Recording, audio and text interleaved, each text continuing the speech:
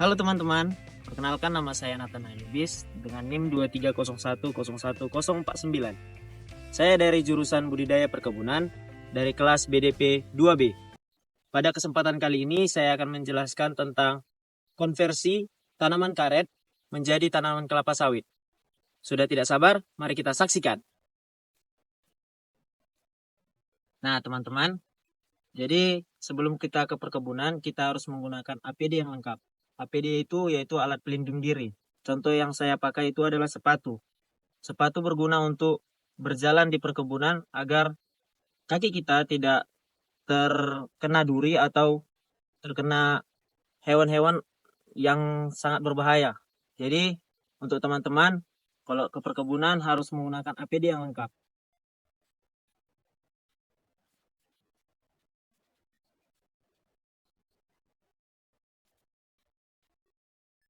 Nah, baik teman-teman, kita sekarang sudah ada di lapangan di PTPN 4, Abdeling 2, Sei Putih. Jadi, di lahan ini akan dilakukan konversi dari tanaman karet menjadi tanaman kelapa sawit. Tanaman karet itu berumur pada umur 18 tahun dengan tahun tanam 2006. Jadi tanaman ini akan ditumbang dan akan dijadikan tanaman kelapa sawit dengan luasan lahan 128,15 hektar.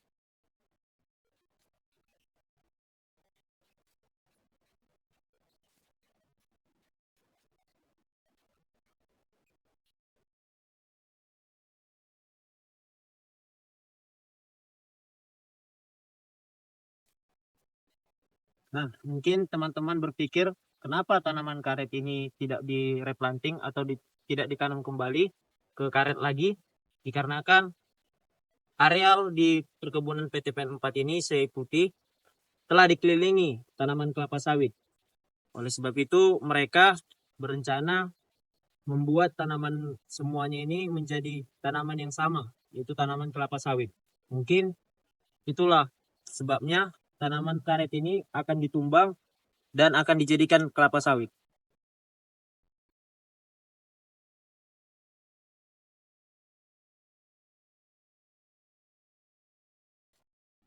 Ya, jadi teman-teman, ini merupakan tanaman karet yang sudah tidak produktif lagi dengan umur 18 tahun, tahun tanam 2006. Jadi tanaman karet ini sudah sedikit mengeluarkan lateksnya. Makanya tanaman ini akan diubah menjadi tanaman kelapa sawit untuk mendapatkan produksi yang lebih banyak lagi. Oleh sebab itu, kita akan menjelaskan lagi tentang proses pengembangan di tanaman karet.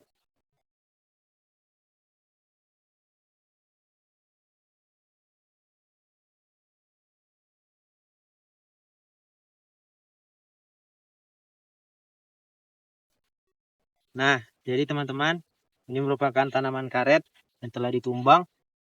Jadi, setelah saya perhatikan rata-rata tumbangan yang telah ditumbang itu berkisar tingginya 15 sampai 20-an. Jadi, mengapa tanaman karet ini disisakan?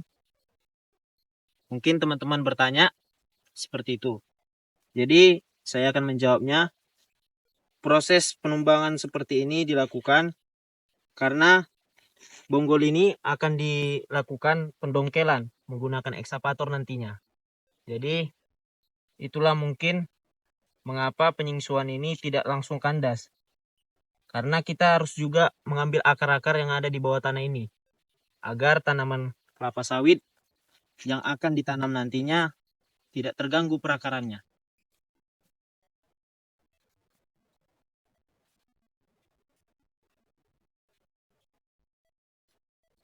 Nah, setelah penumbangan tanaman karet itu akan dilakukan perencekan.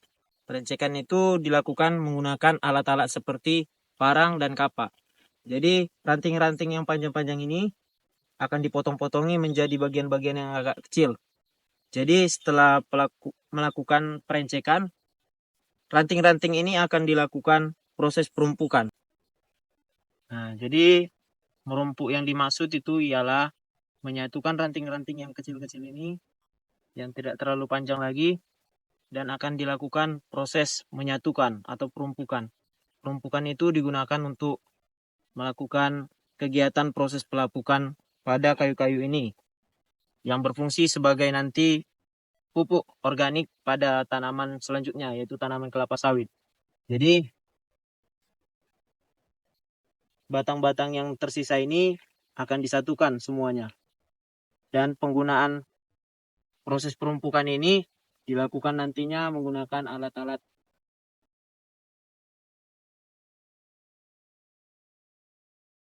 Jadi proses itu mulai dari penumbangan itu menggunakan sinsau.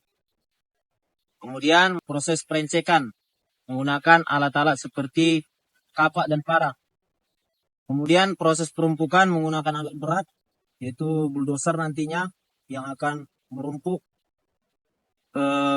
batang-batang karet itu nanti. Setelah itu proses pendongkelan dari sisa batang yang telah disinsau itu menggunakan ekskavator nantinya. Dan setelah melakukan pendongkelan, tanaman itu atau tanah itu akan dilakukan proses penggemburan tanah menggunakan traktor, agar nantinya tanaman kelapa sawit yang akan ditanam di situ perakarannya akan optimal atau lebih baik. Mungkin itu saja yang bisa saya sampaikan. Jangan lupa like dan subscribe.